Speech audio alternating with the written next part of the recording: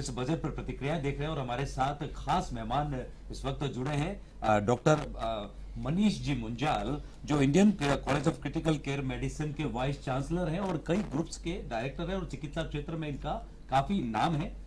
और बिल्कुल हमारे साथ में एक मेहमान और जुड़े हुए हैं जो मनीष गुप्ता जी है, चेयरमैन है इंसोल्यूशन एनर्जी लिमिटेड INA सोलर के। आप दोनों का बहुत बहुत स्वागत है सर यहाँ पे। मनीष गुप्ता जी, मैं आपसे जानना चाहता हूं, आप सोलर जो व्यापार है, व्यवसाय है, उससे जुड़े हुए हैं। आप इस बजट को किस तरीके से देखते हैं, क्योंकि यदि देखा जाए कि लद्दाख में भी कुछ प्रावधान सरकार ने इस बार किया है बजट का। डेफिनेटली मैं इस बजट के साथ साथ पीछे के बजट का भी चर्चा करना चाहूँगा। मोदी सरकार ने, खासकर निर्मला सीतारमण जी ने, रिन्यूएबल एनर्जी सेक्टर में जो भारत का अपना टारगेट है कि जो हमें 450 गीगावाट सन 2030 तक का जो लक्ष्य है हमारा, उस लक्ष्य को प्राप्त करने के लिए make in India, made in India की जो मुहिम है, उसी के साथ चलते हुए सरकार ने लोकल मैन्युफैक्चरिंग को बढ़ावा देने के लिए लास्ट ईयर 2022 के बजट में ही बेसिक कस्टम ड्यूटी अनाउंस करी थी। और उसका डेफिनेटली बेनिफिट लोकल मैन्युफैक्चरिंग को, लोकल उद्योग धंधों को और यहाँ की सोशियो इकोनॉमी को हो रहा है। एक साल के अंदर काफ़ी मैन्युफैक्चरिंग अपने देश के अंदर बढ़ी है। और इस साल के बजट में भी सरकार ने लगभग 20,700 करोड़ का लद्दाख के लिए एक स्पेशल पैकेज किया है रिन्यूएबल एनर्जी के लिए, और लगभग 19,700 करोड़ का ग्रीन हाइड्रोजन के लिए पैकेज किया है। ये डेफिनेटली दोनों पैकेज देश की रिन्यूएबल एनर्जी मैन्युफैक्चरिंग को और देश को ग्रीन एनर्जी की तरफ एक बढ़ावा देने के लिए बहुत मील के पत्थर साबित होंगे। और जैसा कि इस बजट के साथ साथ हमें उम्मीद है कि आगामी राज्य का जो बजट आने वाला है, उस राज्य के बजट में भी green manufacturing, renewable energy manufacturing को बढ़ावा देने के लिए लोकल सरकार भी कुछ ना कुछ सपोर्ट करेगी, जिससे हमें एक अपने प्रदेश के अंदर, जो कि आज रिन्यूएबल का सबसे बड़ा इन्वेस्टमेंट का क्षेत्र अपना राजस्थान, जहाँ पे सबसे ज़्यादा रिन्यूएबल के सेक्टर के सोलर प्लांट्स और विंड प्लांट्स इंस्टॉल्ड हैं, तो लोकल मैन्युफैक्चरिंग को भी इससे बढ़ावा मिले, जिससे लोगों को यहाँ पे लाखों की संख्या में रोजगार भी डेवलप हो सकते हैं, सोशियो इकोनॉमी भी डेवलप हो सकती है और एक मैन्युफैक्चरिंग हब बन सकता है राजस्थान। तो इस पर्टिकुलर बजट से डेफिनेटली हमें ये बेनिफिट मिलेगा और हम इस क्षेत्र में आगे बढ़ेंगे। जी बिल्कुल, आपने ग्रीन एनर्जी की बात हुई, तो जो चिकित्सा जगत से जुड़े हैं हमारे साथ खास मेहमान बैठे हैं डॉक्टर मनीष मुंजाल। तो सर, जिस तरह से चिकित्सा में निजी निवेश को एक बढ़ावा देने की बात कही गई, इसमें साथ में नर्सिंग कॉलेजेस भी खोले गए हैं, तो आप अपने व्यू, आपका क्या व्यू है चिकित्सा क्षेत्र की दृष्टि से, इस क्षेत्र के लिए बजट किस तरह से है?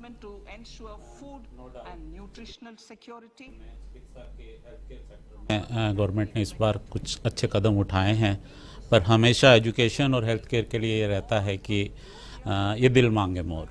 आप जितना ज़्यादा खर्च एजुकेशन और हेल्थ केयर सेक्टर पे गवर्नमेंट, सेंट्रल गवर्नमेंट या स्टेट गवर्नमेंट खर्च करेगी, तो उतने ही अच्छे रिजल्ट्स आपको जनता के लिए मिलेंगे। वह इस बार फाइनेंस मिनिस्टर जी ने 157 नर्सिंग कॉलेजेस खोलने का प्रपोजल दिया है। बहुत अच्छी बात है, पर हिसाब से देखा जाए तो ये अभी भी बहुत कम है। मेडिकल कॉलेजेस भी अभी थोड़ी बहुत और उनकी डिमांड है। प्राइवेट सेक्टर के लिए मैं कहना चाहूँगा कि प्राइवेट सेक्टर को सरकार को अच्छा बढ़ावा देना चाहिए। हिंदुस्तान में अभी भी प्राइवेट सेक्टर बहुत पीछे है, जिस पे और इस पे अपने काम करेंगे तो मेडिकल टूरिज्म बहुत बढ़ेगा। प्राइवेट सेक्टर सबसे पहले न्यू टेक्नोलॉजी लेके आते हैं, यदि इनको प्रमोट किया जाएगा प्राइवेट सेक्टर को हेल्थ केयर सेक्टर के अंदर, तो जनता को, राजस्थान की जनता को, देश की जनता को अच्छी हेल्थ केयर मिलेगी, अच्छी टेक्नोलॉजी मिलेगी, तो उनके सबके अच्छे ओवरऑल जो रिजल्ट्स आते हैं बहुत अच्छे आते हैं। इस बार फार्मा के सेक्टर में इन्होंने नई रिसर्च और R&D के लिए इसको खोला है और अच्छा एक फाइनेंशियली अच्छा सपोर्ट करने का कोशिश किया है, वो एक बहुत अच्छी बात है। इसका एक एग्जांपल देना चाहूँगा कि यदि हिंदुस्तान में अच्छी ड्रग्स बनेंगी, अच्छी रिसर्च होंगी, अच्छे नए मॉलिक्यूल आएंगे, तो देश की जनता को ही सस्ते मिलेंगे। अभी क्या होता है, बाहर वेस्टर्न कंट्रीज़ के या डेवलप कंट्रीज से जो मॉलिक्यूल्स आते हैं वो 100 गुना तक महंगे होते हैं। फॉर एग्जांपल, एक दवा थी जिसकी कीमत आज से 10 साल पहले 200 रुपये थी, जो कि आज की डेट में 2 रुपये में मिलने लग गई। और ये हिंदुस्तान में अपने इसको रिसर्च करेंगे तो हो सकता है 20 रुपये में अपने को मिले और विद द टाइम वो 2 रुपये की हो जाए। तो कहाँ 200 रुपये में आपको दवा मिल रही है और कहाँ 20 रुपये की अब आपको दवा मिलने लगेगी। तो आपके देश की साख भी बढ़ेगी, इसके मॉलिक्यूलर रिसर्च और फार्मा रिसर्च अपने करेंगे तो। अच्छा, इनडायरेक्टली भी इस बार बजट में बहुत चीज़ें की हैं। टोबैको पे सेस बढ़ाया है, बहुत अच्छी बात है।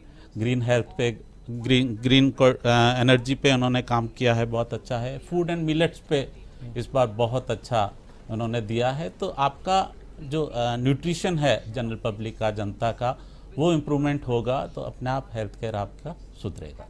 सर सिगरेट पर ये टैक्स लगाया जैसा सामने आया है, लेकिन कुछ लोगों का कहना ये भी है कि ये जो गुटखा और इस तरीके के जो दूसरे प्रोडक्ट हैं तंबाकू से जुड़े हुए, उन पर भी टैक्स और बढ़ाया जाना चाहिए था। बिल्कुल बढ़ाना चाहिए था।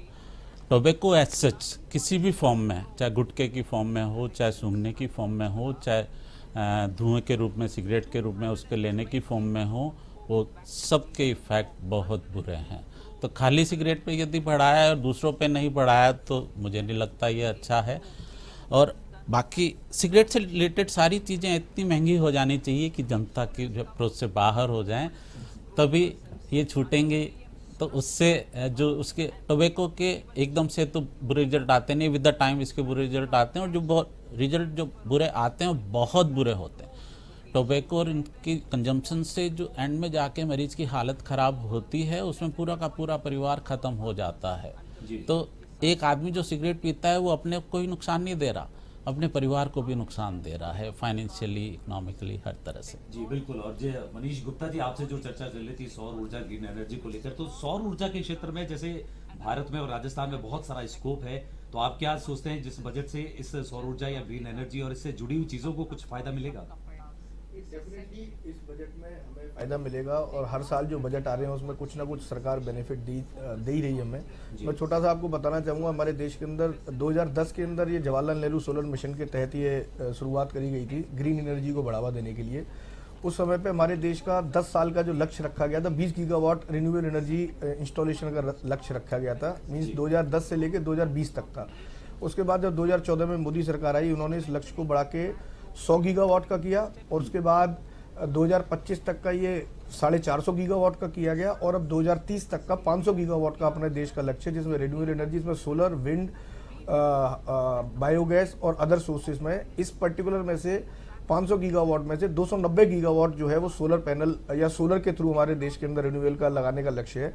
और डेफिनेटली इस पर्टिकुलर सेक्टर में आगे बढ़ने की, रोजगार की, बिजनेस की और फैक्ट्रीज की बहुत बड़ी संभावना है, असीम संभावना है। मैं अगर राजस्थान की बात करूं, या सिर्फ आपको एक आंकड़ों के हिसाब से बताऊं कि अगर हम 1 मेगावाट सोलर पैनल अपने देश के अंदर बनाते हैं तो 35 लाख रुपए की मैन पावर अपने देश के अंदर रह जाती है। मतलब आप सोचिए कि हम सैकड़ों हजारों मेगावाट के सोलर पैनल इंपोर्ट करते हैं, अगर उसको हम अपने देश के अंदर ही बनाएं तो आज कितने लाखों करोड़ रुपए सिर्फ हम एज ए मैन पावर के अपने देश के अंदर बचा पाएंगे। इससे लाखों लोगों को रोजगार तो मिलेगा ही, रोजगार के साथ साथ हम अपने देश की सोशियो इकोनॉमी को भी, और जो इंपोर्ट में जो डॉलर हमारे देश से बाहर जाता है उसको भी रोकने में हम लोग कारगर रहेंगे। तो सेंट्रल गवर्नमेंट इसमें काफी सपोर्ट कर रही है। हम चाहेंगे कि आने वाले टाइम में, आने वाला जो बजट आने वाला है, उसमें अगर राज्य सरकार भी कुछ एसएमईज और एमएसएमईज या बड़ी इंडस्ट्री के लिए, स्पेशली रिन्यूएबल मैन्युफैक्चरिंग के लिए कुछ अगर अनाउंस करती है, तो डेफिनेटली केंद्र और राज्य की योजनाएं मिलकर राजस्थान को हमारे बहुत बड़े मैन्युफैक्चरिंग हब के तौर पे हम लोग डेवलप कर सकते हैं। और लोग आने के लिए उत्साहित हैं राजस्थान के अंदर अपनी फैक्ट्रीज लगाने के लिए। अगर कुछ हमें बजट में प्रावधान मिल जाए तो डेफिनेटली लोग उत्साहित होकर राजस्थान के अंदर फैक्ट्री लगाने के लिए तैयार है। जी बिल्कुल। हमारे साथ में डॉक्टर मनीष मुंजाल जी भी मौजूद हैं, स्टूडियो में साथ में मौजूद हैं, और लगातार उन्होंने भी अपनी बातें यहाँ पर रखी है। सर, और क्या कुछ किया जा सकता था इस बजट पे मेडिकल क्षेत्र से यदि जुड़ी हुई बात की जाए, क्योंकि लगातार मेडिकल टूरिज्म को लेकर भी बातचीत की जाती है? बिल्कुल, मेडिकल टूरिज्म एक आपका फॉरेन करेंसी लाने का इट्स लाइक एफडीआई। आप मेडिकल टूरिज्म को बढ़ाएं, बहुत स्कोप है। हिंदुस्तान में जो अपने हेल्थ केयर सर्विसेज दी जा रही हैं, वर्ल्ड में वन ऑफ द चीपेस्ट हैं। आप इवन मैं I have been to more than 50 countries, African countries सब में मैं जाता रहा हूँ। वहाँ के हेल्थ केयर को मैंने बहुत नज़दीक से देखा है। उनकी जीडीपी अपने से बहुत पुअर है, उनकी पर कैपिटा इनकम अपने से बहुत कम है, बट उनका हेल्थ केयर का खर्चा अपने से 3-3, 4-4 गुना महंगा है। अपने हिंदुस्तान में हेल्थ केयर अपने को बहुत सस्ता मिल रहा है, तो उसको मेडिकल टूरिज्म के रूप में अपने बहुत कुछ यहाँ पे लाया जा सकता है। तो उस पर थोड़ा और काम किया जाए। नो डाउट हिंदुस्तान में कई सेंटर, दिल्ली हुआ, बॉम्बे हुआ, कोयम्बटूर हुआ, साउथ के कुछ शहर हुए, वो मेडिकल टूरिज्म में बहुत अच्छा काम कर रहे हैं, आगे भी बढ़ रहे हैं। पर उसके अलावा भी कोलकाता, जयपुर या पंजाब के कुछ सेंटर्स हैं या विशाखापट्टनम और ऐसी जगह पे इनको अभी और बढ़ाया जा सकता है। एक मैं चाहूँगा ध्यान देने लाना चाहूँगा ट्रॉमा की तरफ। ट्रॉमा में जो डेथ्स होती हैं वो यंग डेथ्स होती हैं, एक्सीडेंट्स में जो डेथ्स होती हैं वो यंग, उस पर काम करने की हिंदुस्तान में बहुत ज़्यादा ज़रूरत है, क्योंकि जो उसमें विक्टिम होता है वो जनरली यंग होता है और वो आपका घर का कमाने वाला सदस्य होता है। तो अगेन उस एक सिंगल एक्सीडेंट से पूरा परिवार ख़त्म होता है। और ट्रॉमा ऐसी चीज़ है जिसको ख़त्म नहीं तो बहुत कम किया जा सकता है। मिड 80s में और 90s में ब्रिटेन ने इस पर बहुत अच्छा काम किया और अपनी ट्रॉमा की डेथ्स को वो 18% पे ले आए थे, मतलब लगभग 5 गुना कम कर लिया था। तो हिंदुस्तान में भी यदि इस पे अपने ध्यान दिया जाए, बजट में कुछ प्रावधान किए जाएं, सर्विसेज बढ़ाई जाएं, ट्रॉमा सेंटर्स बढ़ाए जाएं, तो अपने भी इसको ट्रॉमा की डेथ्स को बहुत कम कर सकते हैं। तो इस पे भी अपने ध्यान दें तो बहुत अच्छा आगे हिंदुस्तान का भविष्य हो सकता है। जी जी बिल्कुल। और जिस तरह आपने बात कही मेडिकल सेक्टर्स को लेकर, तो मनीष गुप्ता जी, आप वैकल्पिक ऊर्जा या ग्रीन एनर्जी या सौर ऊर्जा, इसको लेकर आप क्या समझते हैं कि क्या प्रावधान किए जाने चाहिए, या बजट में क्या हो सकता था या अब होना चाहिए और बेहतर हो सकता था, मतलब ग्रीन एनर्जी को बढ़ावा देने के लिए डेफिनेटली सरकार को कुछ सब्सिडी स्कीम्स हैं जिनको कि आप डोमेस्टिक की जो सब्सिडी स्कीम्स हैं उनको थोड़ा सा उनका दायरा बढ़ा सकते हैं हम।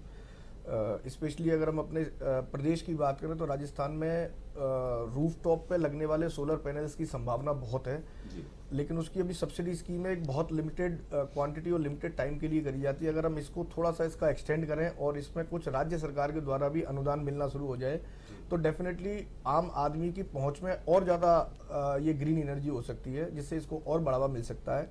इसके अलावा ग्रीन एनर्जी एक तो जनरेशन की बात होती है, फिर स्टोरेज की बात होती है। अगर हम जो स्टोरेज की टेक्नोलॉजीज़ हैं उनको हम बढ़ावा देके किसी भी तरीके से सोलर पैनल के साथ या ग्रीन एनर्जी के साथ जो इलेक्ट्रिसिटी जनरेट होती है उसको स्टोर करने की जो टेक्नोलॉजीज है, जो लिथियम आयन या दूसरी टेक्नोलॉजीज के साथ हैं, अगर हम क्लब करके चाहे क्लस्टर मैन्युफैक्चरिंग के तौर पे या लोगों को, आम उपभोक्ता को कुछ सब्सिडी के तौर पे अगर हम देते हैं तो डेफिनेटली हमारी जो निर्भरता है इलेक्ट्रिसिटी की तरफ, जो कोयले से या फिर जो फॉसिल फ्यूल से जो एनर्जी जनरेट होती है, जो कि एनवायरनमेंट के लिए, देश के लिए, सभी के लिए बड़ी पर्यावरण के लिए भी बड़ा खतरनाक है, वो उस पर हमारी निर्भरता कम होगी। तो जो हमारे देश का लक्ष्य है कि 2070 तक नेट जीरो मीन्स हम 2070 तक जो भी अपनी ऊर्जा की रिक्वायरमेंट्स हैं, चाहे वो किसी भी फॉर्म में है, वो ग्रीन सोर्सेज से हम प्राप्त करेंगे। तो वो जो 2070 का हमारा नेट जीरो का टारगेट है अपने देश का, हम अगर क्यूमुलेटिव तरीके से राज्य सरकारें और केंद्र की सरकारें अगर मिल के काम करें तो शायद हम उस 2070 के टारगेट को आम आदमी के सहयोग के साथ, आम आदमी के सहभागिता के साथ बहुत जल्दी हम उसको पूरा कर सकते हैं। तो जो हमारे देश का लक्ष्य है एनवायरनमेंट, पर्यावरण को लेके हम, और जो जैसे डॉक्टर साहब ने भी बताया, साहब ने भी बताया कि जो ये मेडिकल और इस हेल्थ से रिलेटेड जो इतने सारे प्रॉब्लम्स आते हैं, उस पर्टिकुलर प्रॉब्लम में कहीं ना कहीं ग्रीन एनर्जी एनवायरनमेंट को क्लीन करने में अगर सहयोगी होती है तो हम उस सब सेक्टर को भी बहुत बड़े पैमाने पर सपोर्ट कर पाएंगे, डायरेक्टली नहीं तो इनडायरेक्टली सपोर्ट कर ही पाएंगे। तो अगर सरकारें इस पर आम उपभोक्ता के साथ या आम कंज्यूमर के साथ मिलके काम करती है तो डेफिनेटली जो हमारा नेट जीरो का टारगेट 2070 तक हमें जो लेना है, शायद हम उसको काफी पहले प्राप्त कर सकते हैं। जी सर, मनीष मुंजाल साहब, आप पेशे से डॉक्टर भी हैं सर, मैं ये जानना चाह रहा था कि यदि निजी क्षेत्र के में जो चिकित्सा महकमा है, यदि उसको किस तरीके से और बेहतर बनाया जा सकता है? निजी क्षेत्र के लिए एक्चुअल में निजी क्षेत्र जब आएगा तो डॉक्टर्स के साथ साथ टेक्नोलॉजी भी आती है। टेक्नोलॉजी अभी बहुत बहुत महंगी पड़ती है, उसका मेंटेनेंस बहुत महंगा है, उसकी रिपेयरिंग्स बहुत महंगी हैं, क्योंकि सारे के सारे विदेशी पार्ट होते हैं, विदेशी उनके पुर्जे होते हैं, तो उनको आना, उसमें टाइम लगना, उस पर कस्टम्स, तो ये सारी चीज़ें इन पूरे सिस्टम को बहुत महंगा बना देती है। तो यदि सरकार प्रमोट करे कि ज़्यादा से ज़्यादा मैन्युफैक्चरिंग हिंदुस्तान में, क्योंकि जो भी एडवांस चीज़ें मोर देन 90% हिंदुस्तान से बाहर से आ रही हैं, यदि उसका प्रमोशन इंडिया में डेवलप होने लग जाए, इंडिया में उनकी असेंबली होने लग जाए या इंडिया में उनकी यूनिट्स खुलने लग जाएं, तो अपने को वो सस्ती टेक्नोलॉजी मिलने लग जाएगी, तो अपने आप इलाज भी सस्ता हो जाएगा। जैसे MRIs हैं या CT मशीन्स हैं या पैट मशीन्स हैं, बहुत महंगी होती हैं, तो उनकी रनिंग कॉस्ट ही इतनी ज़्यादा होती है। कौन निजी क्षेत्र में कौन भुगतेगा? मरीज ही तो भुगतेगा। यदि उसकी इंस्टॉलेशन कॉस्ट, उसकी प्रोडक्शन कॉस्ट, उसको रनिंग कॉस्ट अपन कम कर दें तो अपने आप निजी क्षेत्र उसका फ़ायदा मरीज को देने लग जाएगा, तो सामान्य जनता के लिए सब थोड़ी सस्ती हो जाएंगी। तो इस क्षेत्र में यदि करें तो बहुत अच्छा है। हेल्थ केयर एक्सपेंडिचर की बात करें तो हिंदुस्तान में अभी हेल्थ केयर एक्सपेंडिचर GDP का बहुत कम है। डेवलप कंट्रीज़ में ये 9-9, 10-10, 12-12% तक पहुंचा हुआ है और अपन केवल 2.1% अभी खर्च कर रहे हैं और टारगेट 2025 तक 2.5% का बनाया है, जो कि बहुत बहुत कम है। यदि ये एक्सपेंडिचर बढ़ाया जाए हेल्थ केयर पे तो क्यों ना, उसका फ़ायदा निजी क्षेत्र को भी होगा, उसका फ़ायदा सरकारी महकमे को भी होगा, तो अल्टीमेटली इन सब का फ़ायदा देश की जनता को ही होगा। जी, जिस तरह से चिकित्सा सुविधाएं आप जो बात बता रहे हैं, निजी निवेश की बात हो रही है, तो कई सरकारी स्कीम्स भी होती है जिसमें मुफ्त चिकित्सा और मुफ्त जो सारी जो जांचें हो जाती है, तो कहीं ना कहीं एक टकराव की स्थिति हो जाती है जब निजी निवेश को बढ़ा दिया जाएगा, वहाँ पे पैसे खर्च करके सारा इलाज कराना या जांच करवाना और एक तरफ फ्री में इलाज। तो ये एक इस दुविधा में इससे कैसे निपटे आप अपने हिसाब से बताएं, आप मेडिकल फील्ड से हैं। नो डाउट बहुत बड़ी दुविधा है ये। सरकार चाहती है कि निजी क्षेत्र भी अपनी सुविधाएं मुफ्त में दें, तो कोई भी नॉर्मली कोई भी देख सकता है कि ये देना बहुत मुश्किल है। पर कुछ पॉलिसीज ऐसी हैं जिसमें हमें फॉलो करना पड़ता है, तो कोई भी निजी क्षेत्र अपनी जेब से, निजी क्षेत्र को कोई सरकार से तो कुछ ऐसा अलग से आपको सब्सिडी नहीं मिलती है या कुछ मैन पावर में या किसी में आपको कोई आपको कुछ सपोर्ट किया नहीं जाता है, तो निजी क्षेत्र जो है वो अपने कहाँ से खर्चे निकालेगा? जनता से ही पैसा लेगा, उन्हीं पे वापस खर्च करेगा। बट यदि सरकार भी उसमें से लेना चाहेगी तो ये चीज़ बहुत मुश्किल है। अभी बिल्कुल सरकार को देना होगा, तभी सरकार अपने सरकारी महकमों पे भी, जो सरकार के हॉस्पिटल्स हैं उन पे भी खर्च तो करती है ना। यदि निजी क्षेत्र पे करेगी तो हम भी बिल्कुल पूरी सुविधा हम देने को तैयार हैं, हमारे साथ आइए, हम भी आपके साथ हैं जी। पर एक तरफा तो चलाना बहुत मुश्किल होगा। हमारे साथ में मनीष गुप्ता जी भी बने हुए हैं लगातार। मनीष जी, आपने तमाम बजट को पूरे को देखा है, पहले भी आप कई सालों से बजट देखते हुए आ रहे हैं। अभी कुछ जो पेशे से सीए थे वो भी हमारे साथ जुड़े हुए थे। कुछ लोगों का कहना है कि MSME को लेकर जो कुछ सरकार कर सकती थी ज्यादा कुछ किया नहीं है और उसकी वजह से हम चीन से जो एक तरीके से प्रतिस्पर्धा जो कर सकते हैं वो करने में हम सक्षम नहीं हो पाते हैं। डेफिनेटली ये आपकी बात बिल्कुल ठीक है। अगर आप आंकड़ों के हिसाब से देखें तो अपने देश में 65 लाख से ज़्यादा रजिस्टर्ड MSME है और अपने देश की GDP का या अपने देश के रोजगार का सबसे बड़ा हिस्सा, मोर देन 50% MSME ही कंट्रीब्यूट करते हैं। आज MSME से हर क्षेत्र में, हर सेक्टर में करोड़ों लोग रोजगार के डायरेक्टली इनडायरेक्टली जुड़े हुए हैं। लेकिन अगर मैं सुविधाओं की और अगर सरकारी योजनाओं की बात करता हूँ तो डेफिनेटली MSME का नंबर काफ़ी बाद में आता है। अगर हम छोटे सेक्टर की या फिर छोटे उपभोक्ताओं के, छोटे बिजनेसमैन की बात करें या बड़े लोगों की या बड़े ग्रुप कंपनीज की बात करें जिनके ऑलरेडी टर्नओवर 10-20 हज़ार 50 हज़ार करोड़ के, तो उन लोगों को सुविधाएं या उनके पॉलिसीज़ के मैटर काफ़ी हद तक उनके हिसाब से मिलते हैं। लेकिन MSME सेक्टर के लिए हमने कई बार डिमांड भी करी है कि सरकार से कहीं ना कहीं MSME के लिए एक क्रेडिट कार्ड स्कीम की तरह लॉन्च किया जाए। बैंकों में उनको जो अपने कैपिटल एक्सपेंडिचर या नए फैक्ट्री लगाने के लिए या वर्किंग कैपिटल्स के लिए लोन की जो आवश्यकता होती है उसके लिए कुछ कम शर्तों के साथ लोन मिलने में सुविधा हो। आज MSME सेक्टर की सबसे बड़ी प्रॉब्लम है, एक किसी MSME मैन्युफैक्चरर की या किसी बिजनेसमैन की है, वो है उनकी वर्किंग कैपिटल। आज वर्किंग कैपिटल के लिए किसी भी MSME सेक्टर के मैन्युफैक्चरर को या MSME के बिजनेसमैन को बैंकों से लोन लेना बड़ा मुश्किल काम होता है। सरकार चाहती तो इस पर्टिकुलर योजना पे कुछ ना कुछ काम कर सकती थी, केंद्र और राज्य सरकारें मिलके, जिससे MSME को सपोर्ट मिले। MSME अपने देश का ग्रोथ इंजन है। MSME ही, अगर मैं आप जैसे चाइना की या दूसरे कंट्री की बात करते